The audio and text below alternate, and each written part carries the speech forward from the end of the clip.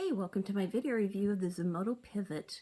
So today we're going to go through not only the features of this, but I'm going to walk you through the setup of this as well. So let's talk about what comes in the box.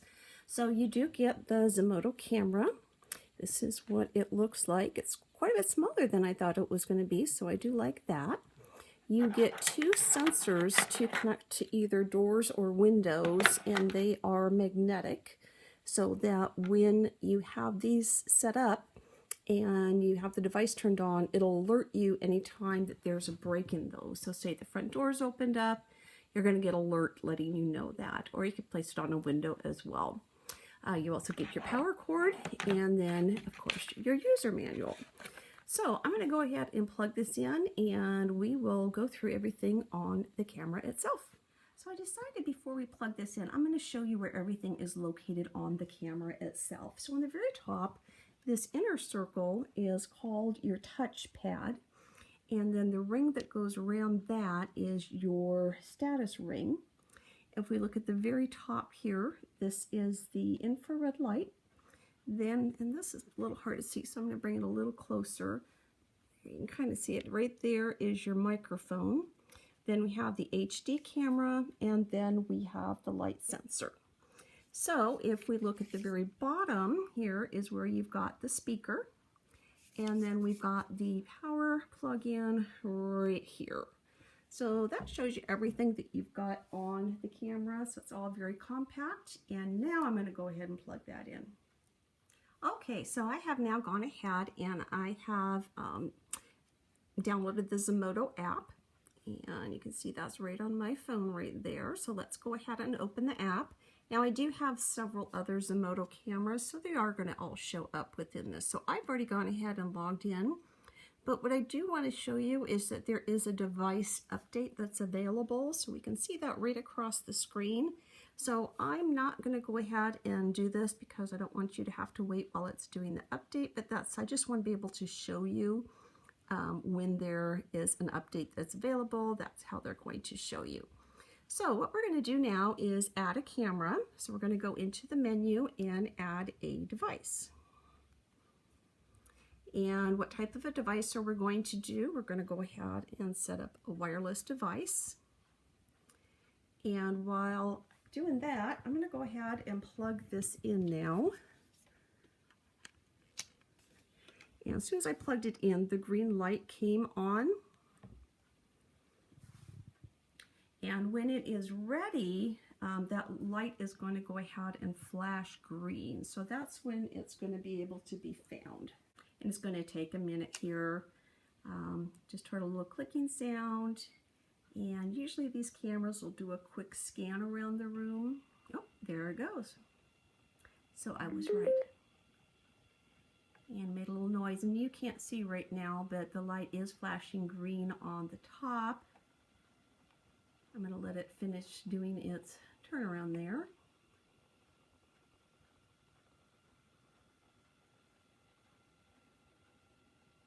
It's coming back right now.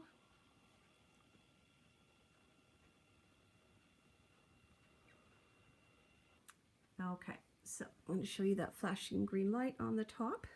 So it is now ready to be paired. So let me go ahead and add that new device.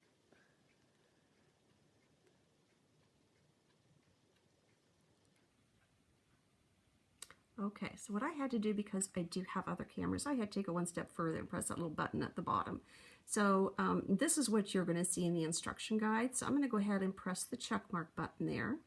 We're going to add one device, so you can have multiple, I can talk there, pivots throughout your house. So I will press the check button. It has now already found my Wi-Fi router, so I am going to go ahead and type in my password here off screen, and then I will check that check mark at the very bottom of the screen, and now it is waiting for the connection. So this might take a minute. Right now the top of it is still flashing green, and now it's just switched over to flashing blue. And you can also see that the infrared light clicked on briefly to red.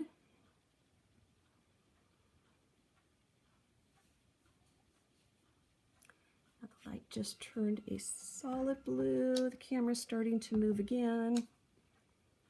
And it wants me to now go ahead and put a password in for this and name the camera. So you name the camera here, put the password in at the bottom. So I'm going to just name this the pivot and enter my password. And now what we do is we just simply hit the check mark at the very bottom. And now it asks if I want to share this camera with other people. I'm going to say later because that is something you can actually do at a later date. I'll show you again, it's still scanning around. Okay, we now welcome Buddy into the picture because he just wanted to come in here and take a little nap since it's getting kind of late at night. But real quickly, I just want to show you how the sensors work. So what you do is you place one of these on your door or window frame and the other one on the actual door or window itself. When that is tripped, it's going to go to a preset selection that you have pre-picked out. So I'm going to go ahead and knock that off. And what it's going to do now is zoom over to my fireplace because that is my preset location. And I'm going to get an alarm here saying that my front door is open because I named this one the front door. So now you can see I just got that alarm.